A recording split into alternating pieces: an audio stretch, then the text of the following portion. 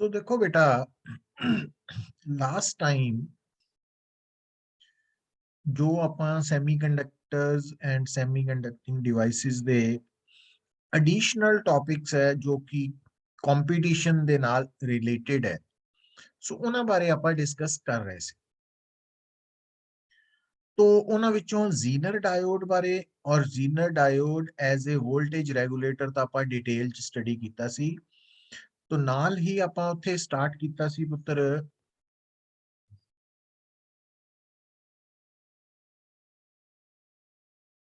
Transistor बारे। तो transistor के बारे थानू मैं थोड़ा जिहा डिटेल च दस्सिया सीगा कि एक्चुअली ये जिहड़ा वर्ड है ये ट्रांसफर प्लस रजिस्टर तो बनया है। मतलब इस डिवाइस के अंदर जो सिग्नल है वो ट्रांसफर हुंदा है from low resistance to high resistance. तो इस करके ਅਸੀਂ ਇਹਨੂੰ ट्रांजिस्टर बोलते हैं। इस डिवाइस का नाम रखा गया। और मैं थानू दसिया सी बेटा कि वैसे तो ट्रांजिस्टर अलग अलग तरह के है, बट जिहड़ा साडे सिलेबस दे विच ट्रांजिस्टर है ਉਹਦਾ पूरा नाम है by junction transistor, BJT, by junction transistor, BJT। तो it is a 3 layer device. तो ਇਹਦੇ अंदर 3 लेयर्स ਹੁੰਦੀਆਂ। तो ਉਹ ਕਿਹੜੀਆਂ लेयर्स ਹੈ ਉਹਦੇ ਬਾਰੇ ਵੀ ਆਪਾਂ ਥੋੜਾ ਜਿਹਾ ਡਿਸਕਸ ਕੀਤਾ ਸੀ।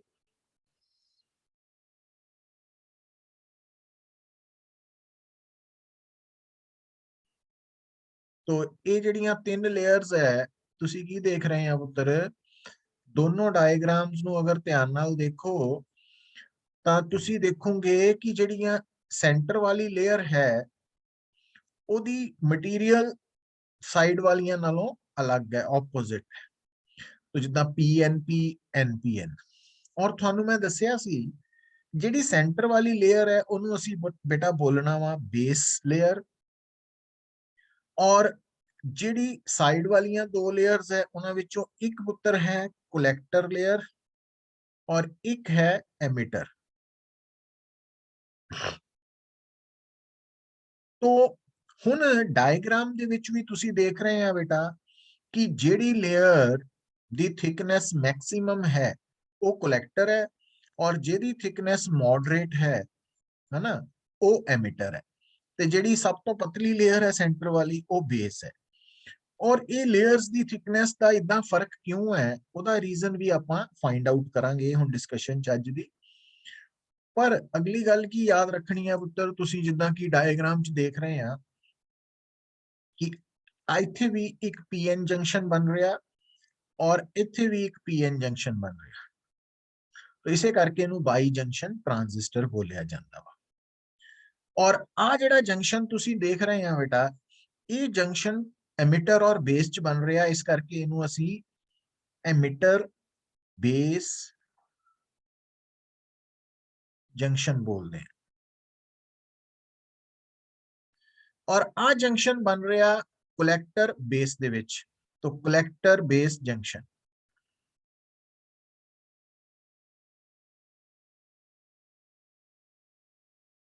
बोलते हैं। तो ट्रांजिस्टर नाल डील करते वक्त थोड़े दिमाग च पहला तो ये पता होना चाहिए कि it is a 3 layers device. और फिर थानू उन्हां लेयर्स दे नाम थिकनेस दे बारे आइडिया होना चाहिए। ते नाल ये भी पता होना चाहिए बेटा ये जिहड़ियां 3 लेयर्स है डायग्राम ही थानू दस रही है कि बेस सब तो पतली लेयर है, कलैक्टर सब तो थिक लेयर है और एमिटर मॉडरेट थिकनेस है।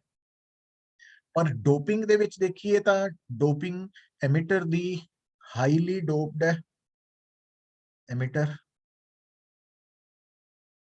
कलैक्टर मॉडरेटली डोप्ड है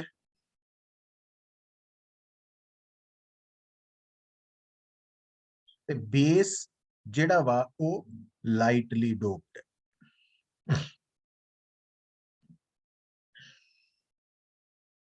तो बेस दी थिकनेस भी मिनिमम, डोपिंग भी मिनिमम। तो एमिटर दी डोपिंग मैक्सिमम है, कलैक्टर दी डोपिंग मॉडरेट है, but collector the thickness maximum है ते एमिटर दी थिकनेस मॉडरेट है। ਹੁਣ ਜਦੋਂ ਤੁਸੀਂ ਇਹ ਸਾਰੇ ਪੁਆਇੰਟਸ ਨੂੰ ਸਮਝ ਲੈਣਾ ਵਾ ਹਨਾ, ਸਮਝ ਆ ਰਹੀ ਹੈ ਅਰਸ਼ੀਆ?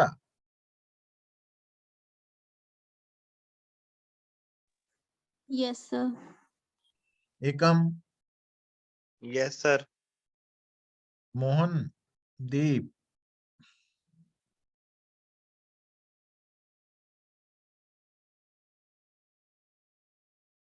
देखो बेटा ਹੁਣ ਤੁਹਾਡੇ ਸਾਹਮਣੇ ਮੈਂ ਜਦੋਂ ਹੁਣ ਵਰਕਿੰਗ ਆਫ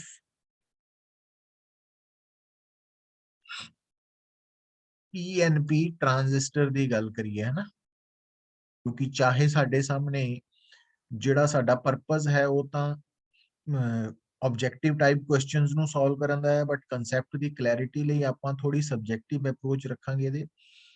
तो वर्किंग ऑफ पीएनपी ट्रांजिस्टर ਦੀ ਜਦੋਂ ਗੱਲ ਹੁੰਦੀ ਹੈ ਪੁੱਤਰ, ਤਾਂ ਦੇਖੋ तो पीएनपी एमिटर बेस कलेक्टर,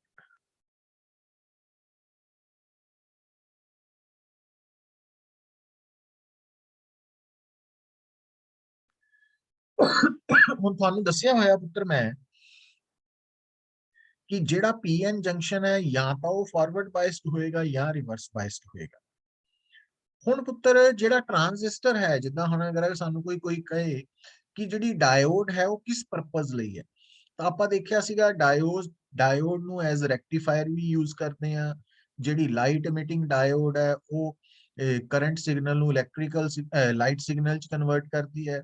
ਜਿਹੜੀ ਫੋਟੋ ਡਾਇਓਡ ਹੈ ਉਹ ਲਾਈਟ ਸਿਗਨਲ ਨੂੰ ਇਲੈਕਟ੍ਰਿਕ ਸਿਗਨਲ ਚ ਕਨਵਰਟ ਕਰਦੀ ਹੈ। Zener diode as a voltage regulator use ਹੁੰਦੀ ਹੈ।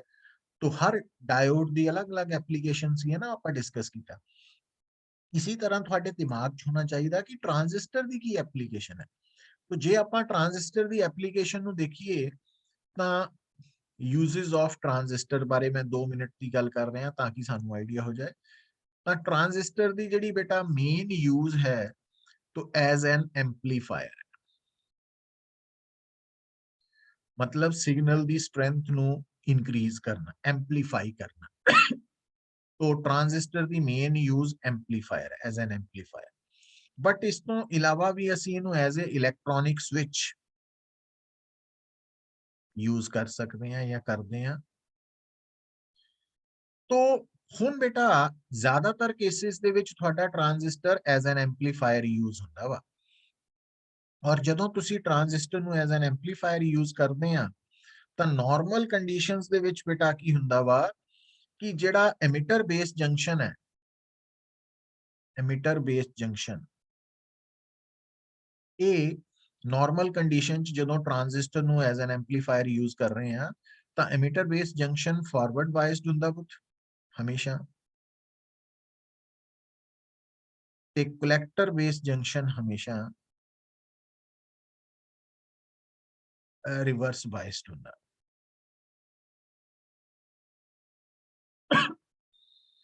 तो ਹੁਣ ਤੁਹਾਨੂੰ ਇਹ ਦੱਸਿਆ ਹੋਇਆ ਵਾ ਕਿ ਜਿਹੜਾ ਪੀਐਨ ਜੰਕਸ਼ਨ ਹੈ ਨਾ, ਜਦੋਂ ਉਹ ਫਾਰਵਰਡ ਬਾਇਸਡ ਹੈ ਤਾਂ ਉਹ ਲੋ ਰੈਜ਼ਿਸਟੈਂਸ ਦੀ ਤਰ੍ਹਾਂ ਐਕਟ ਕਰੇਗਾ, ਔਰ ਜਦੋਂ ਉਹ ਰਿਵਰਸ ਬਾਇਸਡ ਹੈ ਤਾਂ ਉਹ ਹਾਈ ਰੈਜ਼ਿਸਟੈਂਸ ਦੀ ਤਰ੍ਹਾਂ ਐਕਟ ਕਰੇਗਾ।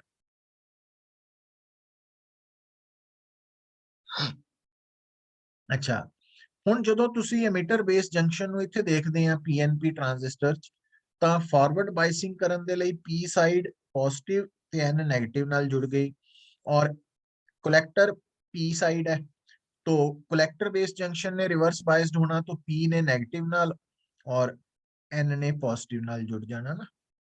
तो ये आपां बाइसिंग करती बैटरी है ना, ये बाइसिंग करन वालियां बैटरीज है ना। तो एक्चुअली इत्थे तुसी कहोगे भी इत्थे 2 टर्मिनल्स उत्थे 4 क्यों है, तो ਉਹਦਾ ਕਾਰਨ ਬੜਾ ਸਿੰਪਲ ਹੈ ਪੁੱਤਰ। ਫਾਰਵਰਡ ਬਾਈਸਿੰਗ ਲਈ ਲੋ ਵੋਲਟੇਜ ਚਾਹੀਦੀ ਹੈ ਤੇ ਰਿਵਰਸ ਲਈ ਹਾਈ, ਇਸ ਕਰਕੇ ਅਸੀਂ ਇੱਥੇ 2 ਸੈਲਸ ਨੂੰ ਜੋੜ ਕੇ ਬੈਟਰੀ ਬਣਾਈ ਹੈ, ਸਿੰਗਲ ਸੈਲ ਬੈਟਰੀ ਹੈ ਨਾ। तो दोनों डबल सैल वालियां भी शो कर सकते हैं तुसीं, वो कोई फर्क नहीं होता। अच्छा, हुण जे आपां थोड़ी जी इहदी वर्किंग नूं समझीए है ना फटाफट, पर इंपॉर्टेंट है, इहनूं ध्यान नाल समझना। देखो जदों तुसीं इस एमिटर बेस जंक्शन नूं फॉरवर्ड बायस्ड करता, ਤਾਂ ਫਾਰਵਰਡ ਬਾਇਸਿੰਗ ਚ ਕੀ ਹੋਏਗਾ ਕਿ ਤੁਸੀਂ ਦੇਖ ਰਹੇ ਆ ਪੁੱਤ ਤੁਹਾਡਾ ਜਿਹੜਾ ਐਮਿਟਰ ਹੈ ਉਹ ਪੀ ਟਾਈਪ ਹੈ, तो ਇਹਦੇ ਕੋਲ ਹੋਲਸ ਹੈ, तो ਇਹ ਹੋਲਸ ਫਾਰਵਰਡ ਬਾਇਸਿੰਗ ਕਰਕੇ ਬੇਸ ਕੋਲ ਪਹੁੰਚਣਗੇ। ਹੁਣ ਜਦੋਂ ਮੰਨ ਲਓ ਆਪਾਂ ਗੱਲ ਸਮਝਣੀ ਹੋਏ ਤਾਂ ਅਸੀਂ ਕਹਿ ਦਿੰਨੇ ਆ ਕਿ ਫਾਰਵਰਡ ਬਾਇਸਿੰਗ ਕਰਕੇ 100 ਹੋਲਸ ਐਮਿਟਰ ਤੋਂ ਬੇਸ ਚ ਪਹੁੰਚ ਗਏ ਪੁੱਤ। तो ਇਹਦਾ ਮਤਲਬ ਤੁਹਾਡੇ ਇਸ ਐਮਿਟਰ ਦੇ ਅੰਦਰ ਪੁੱਤ 100 ਹੋਲਸ ਦੀ ਡੈਫੀਸ਼ੀਐਂਸੀ ਹੋ ਗਈ, ਕਮੀ ਹੋ ਗਈ, ਕਿਉਂਕਿ ਉਹ ਹੋਲਸ ਬੇਸ ਕੋ ਚਲਾ ਗਿਆ, ਆਪਾਂ ਇਦਾਂ ਕਿਹਾ। ਬਟ ਉਹਨਾਂ ਨੂੰ ਕੰਪਨਸੇਟ ਕਰਨ ਲਈ ਪਤਾ ਕੀ ਹੋਏਗਾ, ਉਸੇ ਵਕਤ ਜਿੱਦਾਂ ਹੀ 100 ਹੋਲਸ ਐਮਿਟਰ ਤੋਂ ਬੇਸ ਪਹੁੰਚਣਗੇ, ਉਸੇ ਵਕਤ ਐਮਿਟਰ ਦੇ ਅੰਦਰ ਆਪਾਂ ਕਹਿ ਲਈਏ 100 ਕੋਵਲੈਂਟ ਬੌਂਡਸ ਦੀ ਬ੍ਰੇਕੇਜ ਹੋਏਗੀ। और 100 कोवलेंट बॉन्ड्स ਦੀ ਬ੍ਰੇਕੇਜ ਦਾ ਮਤਲਬ ਹੈ 100 ਇਲੈਕਟ੍ਰॉन्स ਤੇ 100 ਹੋਲਸ ਪੈਦਾ ਹੋ ਗਏ। तो ਉਹ ਜਿਹੜੇ 100 ਹੋਲਸ ਹੈ ਉਹਨਾਂ ਨੇ ਤਾਂ ਜਿਹੜੇ ਚਲਾ ਗਏ ਸੀ 100 ਹੋਲਸ, ਉਹਨਾਂ ਨੂੰ ਕੰਪਨਸੇਟ ਕਰਤਾ, ਪਰ ਜਿਹੜੇ 100 ਇਲੈਕਟ੍ਰॉन्स ਪੈਦਾ ਹੋਏ ਉਹਨਾਂ 100 ਇਲੈਕਟ੍ਰॉन्स ਨੂੰ ਆ ਜਿਹੜਾ ਨੈਗੇਟਿਵ ਟਰਮੀਨਲ ਪੋਜ਼ਿਟਿਵ ਟਰਮੀਨਲ ਹੈ ਬੈਟਰੀ ਦਾ ਵਾਲਾ, ਇਹ ਟਰਮੀਨਲ 100 ਇਲੈਕਟ੍ਰॉन्स ਨੂੰ ਬਾਹਰ ਨੂੰ ਅਟਰੈਕਟ ਕਰੇਗਾ। ਤਾਂ ਜਦੋਂ ਇਲੈਕਟ੍ਰॉन्स 100 ਇਲੈਕਟ੍ਰॉन्स ਬਾਹਰ ਨੂੰ ਆਣਗੇ ਤਾਂ ਉਹਨਾਂ ਦੇ ਫਲੋ ਕਰਕੇ ਕਰੰਟ ਅੰਦਰ ਨੂੰ ਆ ਜਾਏਗਾ, ਔਰ ਇਸ ਕਰੰਟ ਨੂੰ ਅਸੀਂ ਬੇਟਾ ਬੋਲਾਂਗੇ ਐਮਿਟਰ ਕਰੰਟ।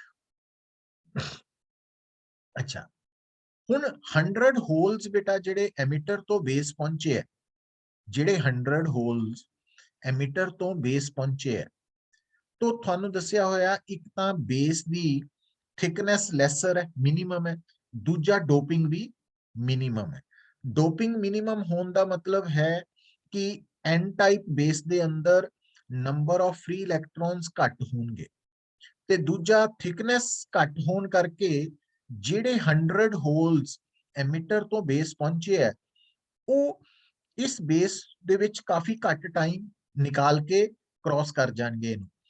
तो क्योंकि बेस दी थिकनेस भी घट है और बेस दे अंदर एन टाइप होने करके लाइटली डोपिंग होने करके नंबर ऑफ इलेक्ट्रॉन्स भी घट है बेटा, इस करके इन्हां 100 होल्स विचों सपोज जेडे 5 होल्स है वो बेस दे 5 इलेक्ट्रॉन्स नाल रीकंबाइन कर जाएंगे।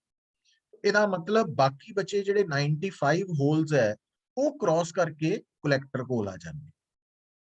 तो ਜਿਹੜੇ 5 ਹੋਲਸ ਇੱਥੇ ਰੀਕੰਬਾਈਨ ਕੀਤੇ ਆ ਪੁੱਤ ਹਨਾ ਵਿਦ ਇਲੈਕਟ੍ਰॉन्स, तो ਇਹਦਾ ਮਤਲਬ n ਟਾਈਪ ਦੇ ਵਿੱਚ 5 ਇਲੈਕਟ੍ਰॉन्स ਘਟ ਗਏ ਕਿਉਂਕਿ ਉਹ 5 ਹੋਲਸ ਨਾਲ ਰੀਕੰਬਾਈਨ ਕਰਕੇ। तो ਉਹਨਾਂ 5 ਇਲੈਕਟ੍ਰॉन्स ਨੂੰ ਕੰਪਨਸੇਟ ਕਰਨ ਲਈ ਕੀ ਹੋਏਗਾ ਕਿ ਆ ਜਿਹੜਾ ਬੈਟਰੀ ਦਾ 네ਗੇਟਿਵ ਟਰਮੀਨਲ ਹੈ ਇਹ 5 ਇਲੈਕਟ੍ਰॉन्स ਅੰਦਰ ਨੂੰ ਭੇਜ ਦੇਗਾ। ਹੁਣ ਜਦੋਂ 5 ਇਲੈਕਟ੍ਰॉन्स ਅੰਦਰ ਨੂੰ ਜਾਣਗੇ ਤਾਂ ਉਹਨਾਂ ਦੇ ਕਰਕੇ ਜਿਹੜੇ ਇਹ 5 ਇਲੈਕਟ੍ਰॉन्स ਅੰਦਰ ਨੂੰ ਜਾਣਗੇ ਉਹਨਾਂ ਕਰਕੇ ਬੇਟਾ ਜਿਹੜਾ ਕਰੰਟ ਹੈ, ਕਿਉਂਕਿ ਕਰੰਟ ਦੀ ਡਾਇਰੈਕਸ਼ਨ ਜਿੱਧਰ ਨੂੰ 네ਗੇਟਿਵ ਚਾਰਜ ਮੂਵ ਕਰਦਾ ਉਹਦੇ ਆਪੋਜ਼ਿਟ ਹੋਣੀ, तो करंट बाहर ਨੂੰ ਹੋਏਗਾ। ਹੁਣ ਆਹ ਵਾਲਾ ਰੈੱਡ ਕਲਰ ਵਾਲਾ ਜਿਹੜੀ ਮੈਂ ਕਰੰਟ ਦੀ ਡਾਇਰੈਕਸ਼ਨ ਦਿਖਾਈ ਹੈ ਇਹ ਬੇਸ ਦੇ 5 ਇਲੈਕਟ੍ਰॉन्स ਕਰਕੇ ਹੈ, तो ਇਸ ਕਰੰਟ ਨੂੰ ਕਵਾਂਗੇ ਬੇਸ ਕਰੰਟ। ਅੱਛਾ, ਹੁਣ ਜਿਹੜੇ 95 ਹੋਲਸ ਤੁਹਾਡੇ ਸਾਹਮਣੇ ਕਲੈਕਟਰ ਚ ਪਹੁੰਚੇ ਆ ਪੁੱਤ, ਇਹ 95 ਹੋਲਸ 95 ਇਲੈਕਟ੍ਰॉन्स ਦੇ ਨਾਲ ਰੀਕੰਬਾਈਨ ਕਰ ਜਾਣਗੇ ਇਨ ਕਲੈਕਟਰ ਰੀਜਨ। ਹੁਣ 95 ਇਲੈਕਟ੍ਰॉन्स ਦੇ ਨਾਲ ਰੀਕੰਬਾਈਨ ਕਰਨ ਨਾਲ ਆਪਾਂ ਕੀ ਕਹਿ ਸਕਦੇ ਹਾਂ ਕਿ 95 ਇਲੈਕਟ੍ਰॉन्स ਕਲੈਕਟਰ ਦੇ ਵਿੱਚ ਖਤਮ ਹੋ ਗਏ, ਹੈ ਨਾ, ਡਿਸਅਪੀਅਰ ਹੋ ਗਏ। तो ਉਹ ਇਲੈਕਟ੍ਰॉन्स ਜਿਹੜੇ ਖਤਮ ਹੋਏ ਆ ਕਿੱਦਾਂ ਕੰਪਨਸੇਟ ਹੋਏਗਾ, तो ਆ ਜਿਹੜਾ ਬੈਟਰੀ ਦਾ 네ਗੇਟਿਵ ਟਰਮੀਨਲ ਹੈ ਇਹ 95 ਇਲੈਕਟ੍ਰॉन्स ਨੂੰ ਹੈ ਨਾ ਇਹ ਸਪਲਾਈ ਕਰ ਦੇਗਾ। तो अगर 95 ਇਲੈਕਟ੍ਰॉन्स ਕਲੈਕਟਰ ਕੋਲ ਗਏ ਆ ਅੰਦਰ ਨੂੰ ਤਾਂ ਉਹਨਾਂ ਕਰਕੇ ਕਰੰਟ ਦੀ ਡਾਇਰੈਕਸ਼ਨ ਬਾਹਰ ਨੂੰ ਹੋਏਗੀ ਔਰ ਇਸ ਕਰੰਟ ਨੂੰ ਅਸੀਂ ਕਵਾਂਗੇ ਕਲੈਕਟਰ ਕਰੰਟ। ਹੁਣ ਬੇਟਾ ਤੁਸੀਂ ਦੇਖਣਾ ਕੀ ਹੈ, ਸਮਝਣਾ ਕੀ ਹੈ ਕਿ ਤੁਹਾਡੇ ਸਾਹਮਣੇ ਇਸ ਪੀਐਨਪੀ ਟ੍ਰਾਂजिस्टर ਚ ਤਿੰਨ ਤਰ੍ਹਾਂ ਦੇ ਕਰੰਟਸ ਹੈ, emitter current, base current, collector current. और तुसी की देख रहे हैं, एमिटर करंट 100 इलेक्ट्रॉन्स करके है, बेस करंट 5 इलेक्ट्रॉन्स करके है, और कलेक्टर करंट इस एग्जांपल च 95 इलेक्ट्रॉन्स करके है। तो सब तो ज्यादा एमिटर करंट होएगा, उस तो घट कलेक्टर होएगा, और सब तो घट बेस होएगा। फिर तुसी की देख रहे हैं, थानू याद आना चाहिए पुत्र किरचॉफ्स फर्स्ट लॉ, जो आप करंट इलेक्ट्रिसिटी सेकंड यूनिट पढ़ते हैं, कि इन्हां तीनों करंट्स चों ਜਿਹੜਾ ਐਮਿਟਰ ਕਰੰਟ ਹੈ ਉਹ ਤਾਂ ਟ੍ਰਾਂजिस्टर ਚ ਐਂਟਰ ਕਰ ਰਿਹਾ ਤੇ ਬਾਕੀ ਦੋਨੋਂ ਕਰੰਟਸ ਟ੍ਰਾਂजिस्टर ਚੋਂ ਬਾਹਰ ਨਿਕਲ ਰਹੇ ਆ। ਤੇ ਕਿਰਚੌਫਸ ਫਸਟ ਲਾ ਕਹਿੰਦਾ ਜਿੰਨਾ ਕਰੰਟ ਐਂਟਰ ਕਰਦਾ ਉਨਾ ਹੀ ਬਾਹਰ ਨਿਕਲਦਾ। तो ਬਾਹਰ ਨਿਕਲ ਰਿਹਾ ਕਰੰਟ IB plus IC ਹੈ ਤੇ ਐਂਟਰ ਕਰ ਰਿਹਾ ਕਰੰਟ IE ਹੈ। तो IE IB plus IC ਦੇ ਬਰਾਬਰ ਹੈ। ਸੋ ਇਸ ਕਰਕੇ ਯਾਦ ਰੱਖ ਲੈਣਾ ਬੇਟਾ ਕਿ ਇਹ ਚਾਹੇ ਆਪਾਂ ਗੱਲ PNP ट्रांजिस्टर की कर रहे हैं, पर ये गल इक्वली वैलिड है NPN ट्रांजिस्टर ਲਈ भी, कि हर ट्रांजिस्टर ਦੇ अंदर एमिटर करंट बेस और कलेक्टर करंट ਦਾ सम होएगा, और बेस करंट कलेक्टर करंट ਦੇ मुकाबले बहुत ही घट होएगा। बेस करंट काफी घट ਹੁੰਦਾ, पर एमिटर करंट थोड़ा ज्यादा ਹੁੰਦਾ कलेक्टर ਤੋਂ, ठीक है ना, क्योंकि इथे देख लो कि एमिटर करंट 100 इलेक्ट्रॉन्स करके है, जबकि कलेक्टर करंट 95 इलेक्ट्रॉन्स करके। तो ये समझ आई है गल पुत्र?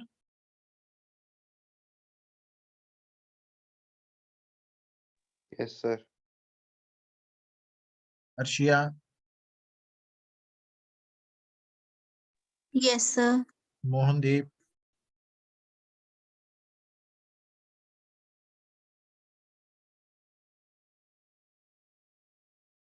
ਹੁਣ ਜਦੋਂ ਤੁਸੀਂ ਟ੍ਰਾਂजिस्टर ਦੀ ਪੁੱਤ ਗੱਲ ਕਰ ਰਹੇ ਆ, ਤਾਂ ਤੁਸੀਂ ਕਿਹੜੇ ਟ੍ਰਾਂजिस्टर ਦੀ ਗੱਲ ਕਰ ਰਹੇ ਆ? ਪੀਐਨਪੀ ਟ੍ਰਾਂजिस्टर। ਇਹਦਾ ਸਿੰਬਲ ਕਿੱਦਾਂ ਲੈਣਾ ਆਪਾਂ? तो आ है बेस, आ है एमिटर ते आ है कलेक्टर। तो ये ਆਪਾਂ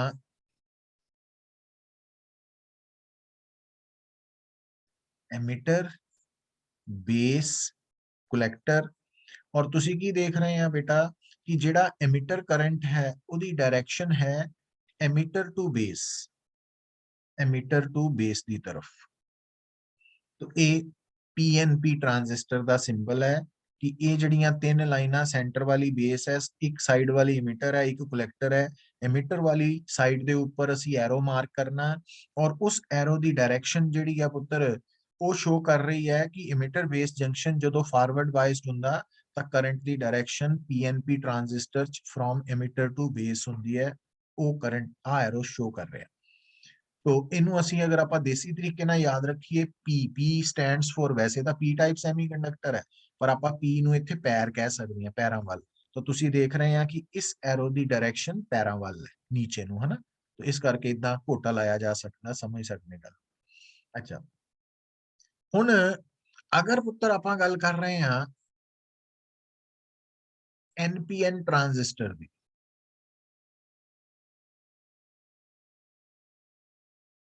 ਜਿਹੜਾ NPN ट्रांजिस्टर है, तो ਉਹਦੇ ਲਈ अगर आ सारा कुछ ਆਪਾਂ डिस्कस करिए NPN, सो एमिटर बेस कलेक्टर और एमिटर बेस फॉरवर्ड बाइस्ड, है ना। तो क्योंकि एमिटर N है तो नेगेटिव पॉजिटिव है ना, इतना शो होना, और collector base reverse biased, collector N है तो कलेक्टर वाल पॉजिटिव नेगेटिव पॉजिटिव नेगेटिव। सो हुण पुत्र ਇਹਦੇ ਵਿੱਚ ਕੀ ਹੋਏਗਾ कि ਜਦੋਂ ਤੁਹਾਡਾ emitter base junction forward biased है, ਤਾਂ ਹੁਣ ਇੱਥੇ सपोज 100 इलेक्ट्रॉन्स,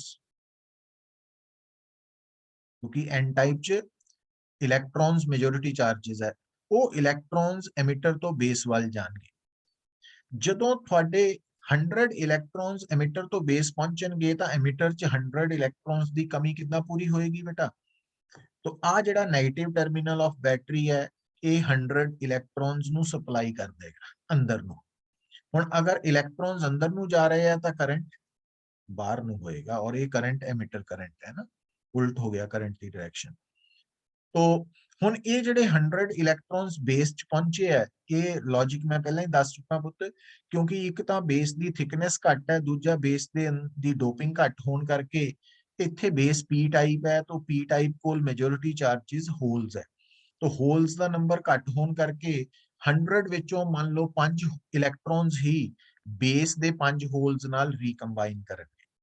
तो ਇਹਦਾ मतलब बेस ਦੇ ਵਿੱਚ 5 ਹੋਲਸ ਖਤਮ ਹੋ ਗਏ, ਉਹਨਾਂ ਨੂੰ ਕਿੱਦਾਂ ਕੰਪਨਸੇਟ ਕੀਤਾ ਜਾਏਗਾ? ਉਸੇ ਵਕਤ 5 ਇਲੈਕਟ੍ਰॉन ਜਿਹੜੇ ਕੋਵਲੈਂਟ ਬੌਂਡਸ ਹੈ ਬ੍ਰੇਕ ਹੋਣਗੇ, तो 5 ਇਲੈਕਟ੍ਰॉन्स और 5 ਹੋਲਸ ਪੈਦਾ ਹੋ ਗਏ।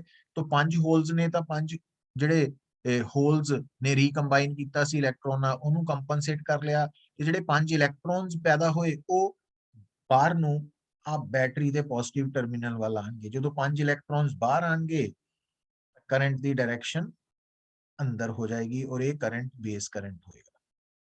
और जेड़े बाकी बचे इलैक्ट्रॉन्स है 95 वो कलैक्टर च आ जाएंगे, कलैक्टर च आके वो 95 होल्स नाल रीकंबाइन कर जाएंगे। हुण जदों 95 होल्स नाल रीकंबाइन करके तो कलैक्टर दे 95 होल्स जिहड़े खत्म हो गए रीकॉम्बिनेशन करके, वो कितना कंपनसेट होएगा? उसे वक्त फिर दोबारा 95 कोवलेंट बॉन्ड्स ब्रेक करनगे, तो 95 होल्स जिहड़े पैदा होए वो रिप्लेस हो जाएंगे, ते जिहड़े 95 इलैक्ट्रॉन्स पैदा होए वो बाहर अट्रैक्ट हो जाएंगे इहदी तरफ, आ पॉजिटिव टर्मिनल। तो जदों 95 इलैक्ट्रॉन्स बाहर आएंगे पुत्र, तां करंट अंदर नूं होएगा कलैक्ट। और ਇਹਦੇ ਚ ਵੀ ਤੁਸੀਂ ਦੇਖੋ ਜਿਹੜਾ ਕਰੰਟ ਟਰਾਂजिस्टर ਤੋਂ ਬਾਹਰ ਨਿਕਲ ਰਿਹਾ ਉਹ ਸਿਰਫ IE ਹੈ, ਤੇ ਬੇਸ ਔਰ ਕਲੈਕਟਰ ਕਰੰਟ ਐਂਟਰ ਕਰ ਰਹੇ। तो कहने का मतलब ये कि चाहे ट्रांजिस्टर PNP है चाहे NPN है, एमिटर करंट बेस और कलैक्टर करंट का सम हुंदा, ये याद रखना। और सब तो ज्यादा करंट जिहड़ा वा है ना, वो किहड़ा वा? बेस सब तो घट है, बेस ਤਾਂ बहुत ही घट ਹੁੰਦਾ ना कलैक्टर ਦੇ ਮੁਕਾਬਲੇ। कलैक्टर एमिटर लगभग बराबर ही ਹੁੰਦੇ, बट एक्चुअली कलैक्टर एमिटर तो थोड़ा घट ही है। तो ये सारी ਜਿਹੜੀ डिस्कशन ਆਪਾਂ ਕੀਤੀ ਹੈ, ਹੁਣ ਇਹਦੇ ਚ ਜੇ ਆਪਾਂ ਇਹਦੀ ਸਿੰਬਲ ਦੀ ਗੱਲ ਕਰੀਏ ਤਾਂ ਫਿਰ ਸਿੰਬਲ ਦੇ ਵਿੱਚ ਉਹੀ ਗੱਲ ਆ ਗਈ,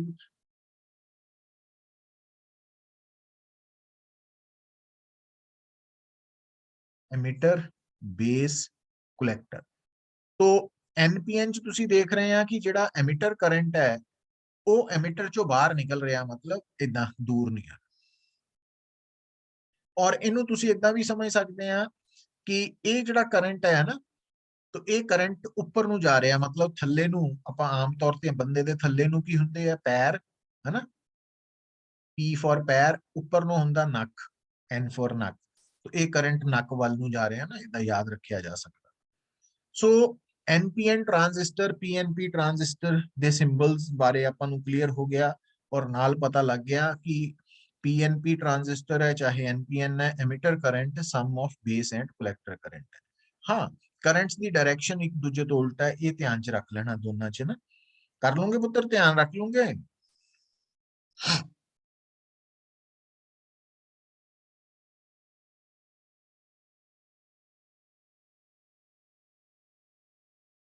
एकम,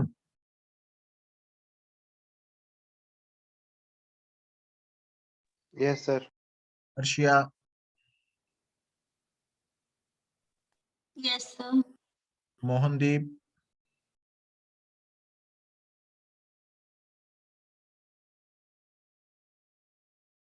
अच्छा। फिर पुत्र देखो,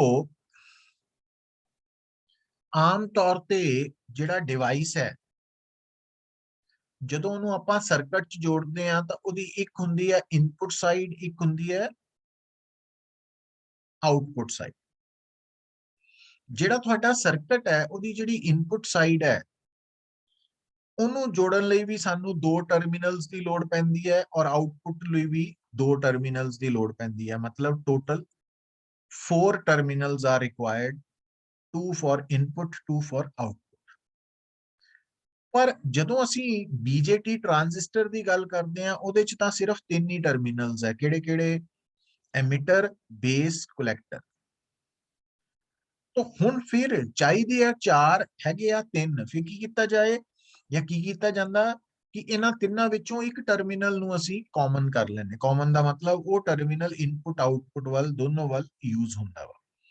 तो ਉਹਦੇ अकॉर्डिंगली ਅਸੀਂ ਨਾਮ ਦਿੰਨੇ ਆ common base configuration of transistor, है ना, CB। दूसरा है कॉमन एमिटर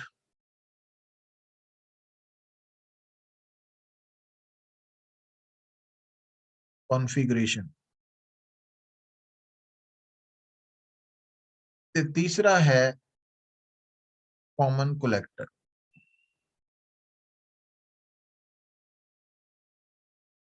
कॉन्फ़िगरेशन, CC, है ना। मतलब हुण जे मैं डायग्राम बना के दसां इहदे लई मैं NPN ट्रांजिस्टर सिलेक्ट कर लेना ना एक कोई भी। तो आ तुहाडा ट्रांजिस्टर है, एमिटर, बेस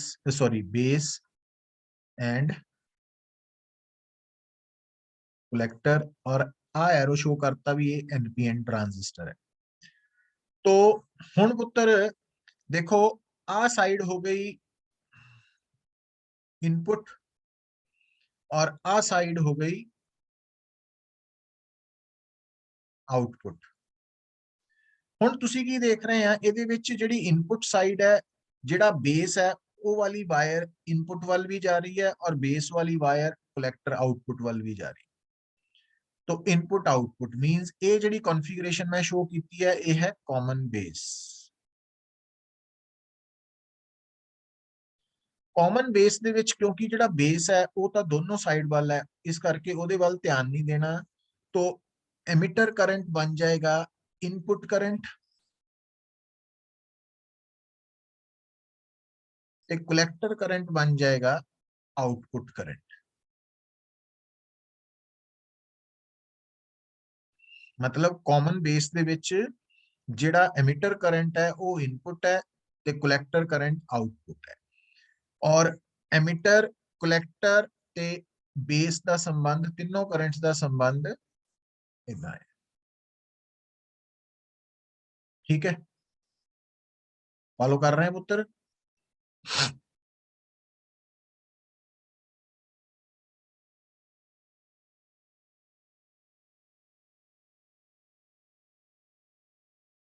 ते कॉमन एमिटर दे विच जिहड़ी ये डायग्राम है वो इदां बन जाएगी तुहाडी। जिहड़ा एमिटर, बेस, कलेक्टर है, तो एमिटर इनपुट वाल भी चला गया, एमिटर आउटपुट वाल भी आ गया, है ना। तो आ है बेस करंट, तो बेस करंट आ गया इनपुट करंट ते कलेक्टर करंट आ गया आउटपुट करंट। मतलब ये गल भुलनी नहीं है, common base they which input current है एमिटर करंट, आउटपुट करंट है कलेक्टर करंट। जबकि कॉमन एमिटर दे विच ਅਸੀਂ ट्रांजिस्टर ਨੂੰ ਸਰਕਟ ਚ ਇਦਾਂ ਜੋੜਦੇ ਹਾਂ ਕਿ ਇਮਿਟਰ ਵਾਲੀ ਸਾਈਡ ਇਨਪੁਟ ਆउटपुट दोनों ਵੱਲ ਹੁੰਦੀ ਹੈ और ਇਹਦੇ ਚ बेस है इनपुट करंट, कलेक्टर है आउटपुट करंट। ਤੇ एमिटर करंट और बेस करंट ਤੇ कलेक्टर करंट ਦਾ ਰਿਲੇਸ਼ਨ ਉਹ ਤਾਂ सेम ही रहना ਪੁੱਤ, ਉਹ ਚ ਨਹੀਂ ਫਰਕ ਆਣਾ। IE is equal to IB plus IC। ਚਾਹੇ ट्रांजिस्टर ਨੂੰ ਤੁਸੀਂ कॉमन एमिटर मोड ਚ यूज करो, चाहे कॉमन बेस ਚ करो, चाहे कॉमन कलेक्टर ਚ करो। तो मेनली ये दो कॉन्फ़िगरेशंस ही असी यूज करते हैं। ठीक है, कॉमन कलेक्टर ਨੂੰ ਅਸੀਂ ਅਵੋਇਡ ਕਰਦੇ, avoid in the sense common collector configuration basically ਅਸੀਂ यूज ਕਰਦੇ ਹਾਂ ਪੁੱਤਰ ਜਿਹੜੀ ਹੈ ਉਹਨੂੰ ਅਸੀਂ इंपीडेंस मैचिंग ਲਈ यूज करते हैं। ये जस्ट लाइन याद रख लेनी है। और इंपीडेंस मैचिंग ਅਸੀਂ कॉमन कलेक्टर कॉन्फ़िगरेशन यूज करते हैं ਤੇ ਜਿਹੜੀਆਂ ਪਹਿਲੀਆਂ ਦੋ ਕਨਫੀਗਰੇਸ਼ਨਸ ਹੈ कॉमन बेस ਤੇ कॉमन एमिटर ਉਹਨਾਂ ਨੂੰ ਐਜ਼ ਐਂਪਲੀਫਾਇਰ ਤੇ ਸਵਿਚ ਯੂਜ਼ ਕੀਤਾ ਜਾਂਦਾ ਨਾ, ਉਹ ਹੈ। ਸੋ ਇੰਨੀ ਡਿਸਕਸ਼ਨ ਪੁੱਤਰ ਅੱਜ ਪਤਾ ਲੱਗੀ ਹੈ ਤੁਹਾਨੂੰ?